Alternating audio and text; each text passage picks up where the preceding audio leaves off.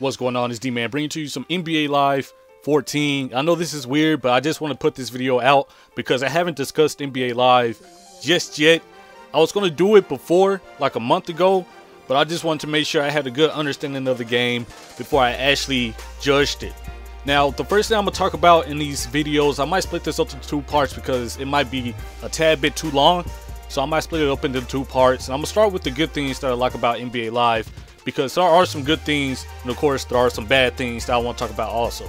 So first of all, let's talk about the modes in NBA Live 14. NBA Live does give you a good amount of modes. Of course, you have the quick games, you have the Rising Stars, which we'll talk about later, you have Ultimate Team, of course.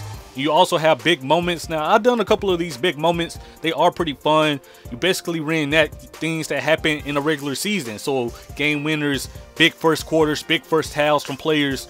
It's just a quick thing you can do just in case you're just chilling, relaxing like I do most of the time. You could jump on and reenact some of the things that happened in the regular season. You see, they also have just the NBA schedules. You can pick your squad. My squad's the Phoenix Suns. You can just play every game they played in the season, which is dope also. Now, some modes I want to see on NBA Live 14. There's a couple of them.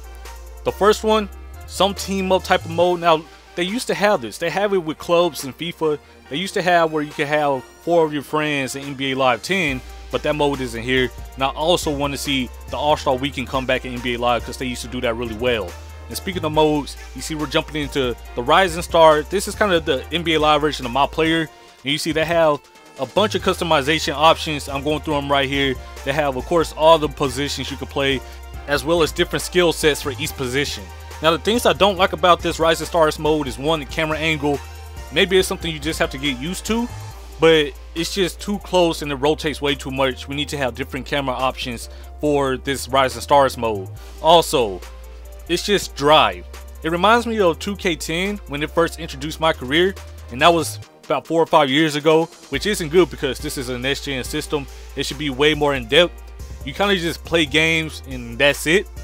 And so I like to see them expand on this Rising Stars mode. Of course, this is their first year doing it, so we'll just have to wait and see how they expand. And they have to expand to make this a legit mode, to make people want to keep coming back and playing it. So one of my problems with this Rising Stars mode is the same thing in next gen NBA 2K14. We don't have full customization. We just have different heads and different hairstyles for those heads. And I just don't like this because on next gen, a lot more memory. We should have a lot more options. And so really, your creative player doesn't feel like your creative player. But you see, they have different body types. That's a good thing because there are different body types in the NBA. And now I want to show off the tattoos, because the tattoos is something NBA Live got right. Look at the sleeves. Sleeves are something I've been asking for forever. They have different tattoo options, and I know this is something small, but a lot of people want tattoos on their My Career player. And you see NBA Live, they did it right. You can have sleeves, you can have half sleeves, you can just have simple tattoos if you want. Another thing NBA Live did correct are the accessories. Now, Live has always been on top of accessories. They keep them pretty updated. You see I'm just scrolling through them right here for the leg. They also did pretty well on the arms. You see I'm just going through the bands and the sleeves and the just elbow pads and all that stuff.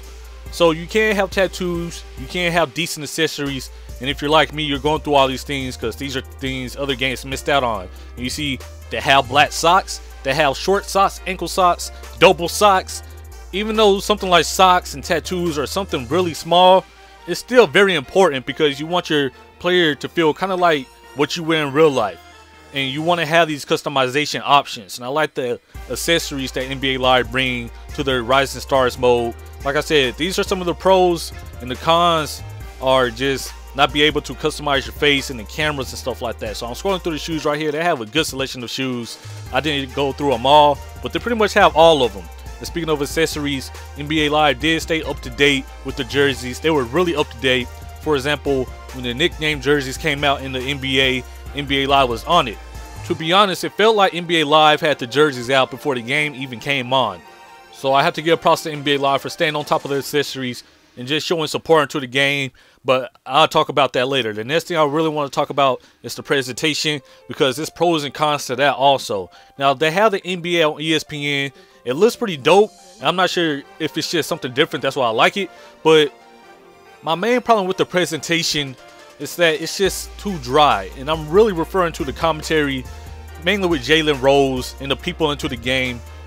you hear the same thing over and over again. And when that happens, it just seems like you're playing the same game over and over again. And really, every game should feel different. And so this is the game that we're going to see coming up soon when I talk about the things I don't like about NBA Live. This is the halftime report.